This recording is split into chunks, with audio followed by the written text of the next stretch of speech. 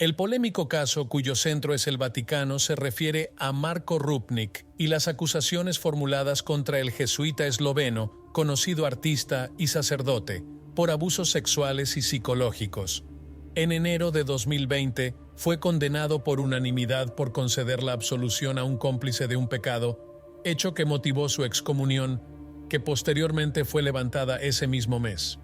Se impusieron restricciones de precaución a Rupnik, incluida la prohibición de participar en actividades públicas sin el permiso de su superior local y la prohibición de que las mujeres escucharan confesiones o proporcionaran dirección espiritual a mujeres, particularmente en el contexto del Centro Aletti. En 2021, el obispo jesuita Daniele Belchiori inició una segunda investigación sobre abuso de poder dentro de la comunidad de Loyola, que posteriormente reveló casos de abuso vinculados al padre Rupnik. Esta investigación dio como resultado un testimonio considerado creíble y sólido por al menos 9 mujeres que acusaron a Rupnik de abuso durante su mandato como capellán.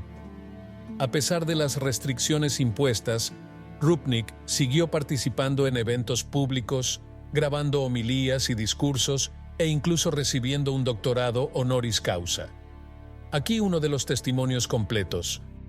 Durante algunos años había estado pensando en ir a una misión después de graduarme, pero sentía que necesitaba crecimiento personal y espiritual.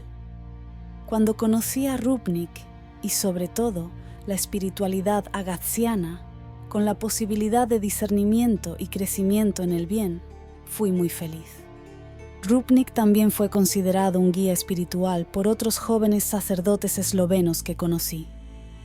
Desde el principio fue muy amable, dulce, sensible y servicial, invitándome a su taller donde pintó a Jesús y apoyando todas mis necesidades de confirmación, tanto emocional como física, colmándome de elogios.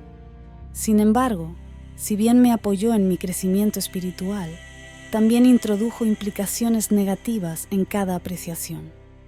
Por ejemplo, si saludaba a mis amigos con un beso o un abrazo, lo consideraba negativo porque, en su opinión, mi personalidad era demasiado abierta.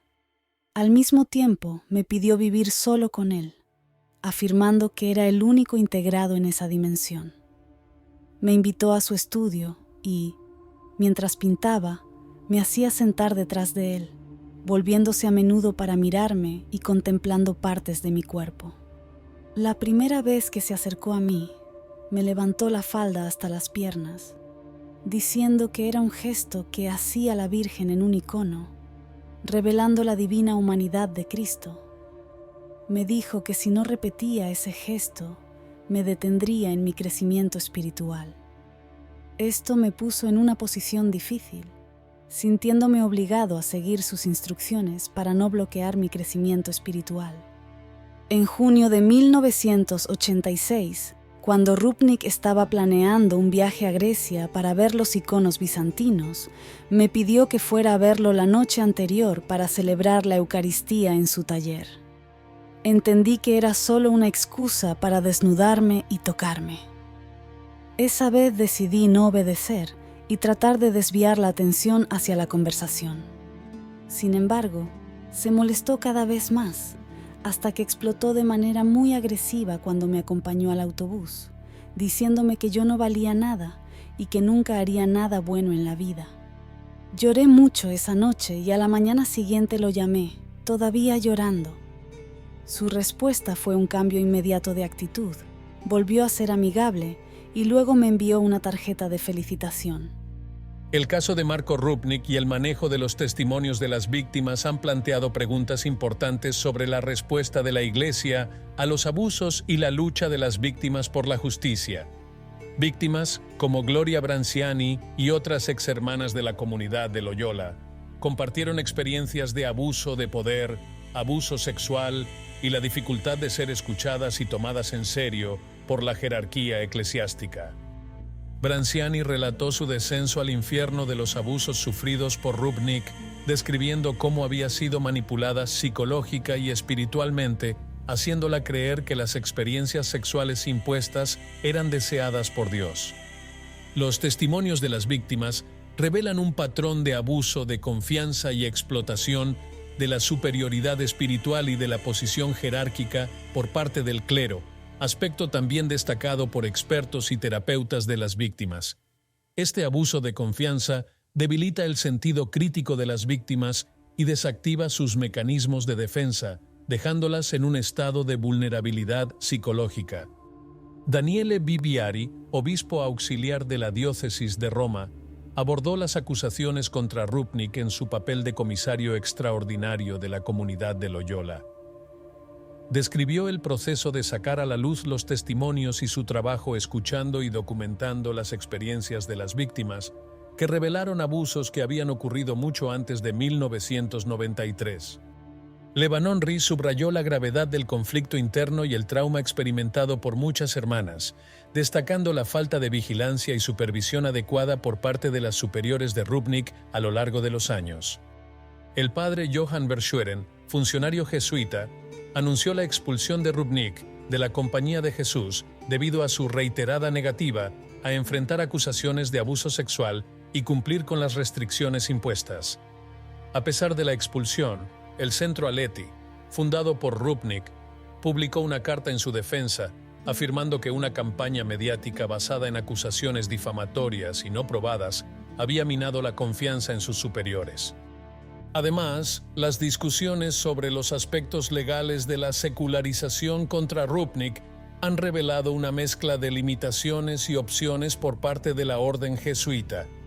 Si bien reconoció el escándalo y las graves acusaciones que enfrenta Rupnik, Verschueren señaló que iniciar un proceso que podría conducir a la pérdida del Estado clerical estaba más allá del ámbito de la Compañía de Jesús, sino de la Santa Sede. Expresó su deseo de garantizar una evaluación judicial de los hechos y las sanciones, pero citó como barrera las limitaciones reglamentarias. El caso también atrajo considerable atención después de que se reveló que Rupnik había regresado al ministerio sacerdotal en una diócesis de Eslovenia, a pesar de las acusaciones de abuso sexual. La diócesis de Koper, Eslovenia, confirmó que Rupnik había sido incardinado en la diócesis desde agosto, lo que provocó indignación y decepción entre muchos católicos y víctimas de abusos. En el Centro Aletti, sin embargo, se vive una vida comunitaria sana, sin problemas especialmente críticos. Estas son las conclusiones de la visita canónica al centro de Aletti, ordenada por el cardenal vicario de Roma, de Donatis, a principios de año. El vicariato de la diócesis de Roma emitió un comunicado el 18 de septiembre, describiendo los resultados de la visita al centro Aletti, un centro de arte, teología y cultura, en el que el padre Marco Rupnik vivió y se desempeñó como director. A pesar de las acusaciones planteadas por más de una docena de mujeres que alegan incidentes que abarcan décadas, la Iglesia parece dudar en tomar medidas firmes. La revelación de que Rupnik fue excomulgado en 2019 por absolver a un cómplice de un pecado sexual, solo para que esa excomunión se levantara rápidamente, plantea dudas sobre cómo se aplican los principios de justicia y misericordia.